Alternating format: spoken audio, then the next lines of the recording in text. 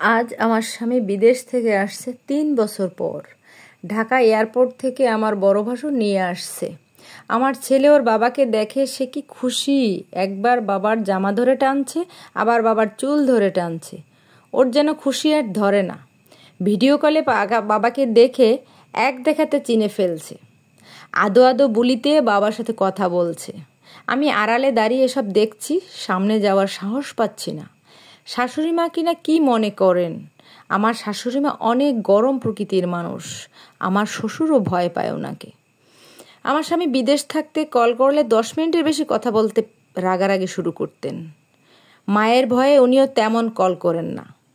রাত হলে নিজের রুমে গিয়ে যাই একটু কথা বলি।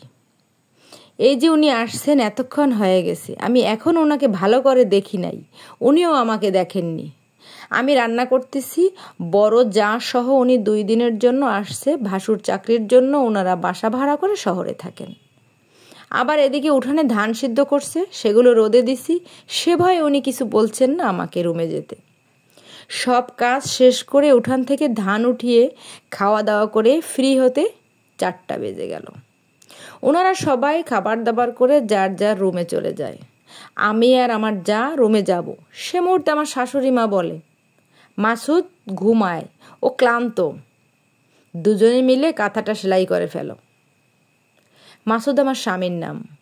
শাশুড়ি মা কাঁথাটা দিয়ে ঘরে চলে যায়। শাশুড়ি মার কথা শুনে আমার চোখে পানি চলে আসে।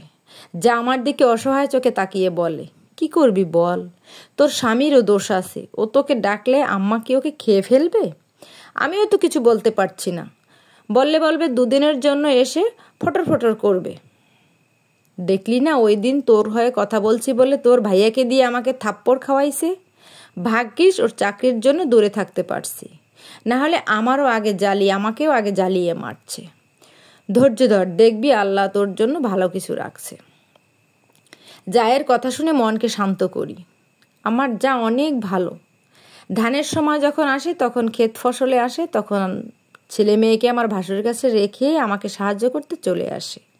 সব কাজ শেষ করে তারপর যায়। যাওয়ার সময় শাশুড়ি মা কিছুই দেয় না, ক্ষেতের ফসলাদি। তারপরও আসে শুধু আমার উপর সব কাজ গিয়ে পড়বে তাই বলে।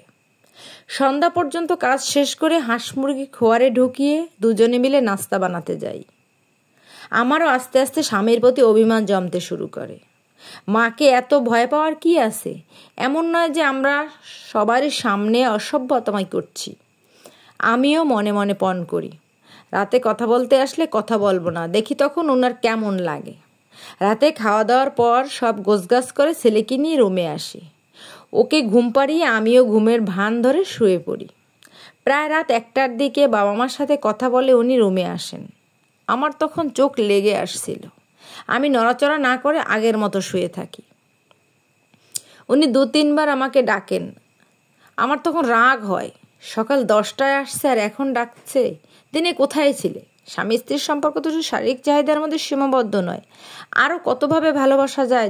দুজনের চোখে চোখ রেখে হাতে হাত রেখে কত কথা বলা যায়। আমার সাড়া নেয় পেয়ে উনি আমাকে পিছন থেকে জড়িয়ে ধরে শুয়ে পড়ে। সরি বউ, আমি জানি তোমার অভিমান হয়েছে, কিন্তু কি করব বলো? মাকে ছোট্টবেলা থেকে আমরা ভয় পেয়ে আসছি, এখনও সেটা কাটিয়ে উঠতে পারছি না। মাফ করে দাও। আমার মায়ের উপর রাগ করে থেকো না, মুরব্বী মানুষ, কি করবে বলো? ওনার কথা শুনে দীর্ঘশ্বাস ফেলি। কিছু বলিনি এখনো। হয়তো অভিমান পুরোপুরি কাটেনি। এখন অনেকে বলবেন এমন হয় নাকি, কিন্তু এটাই বাস্তব।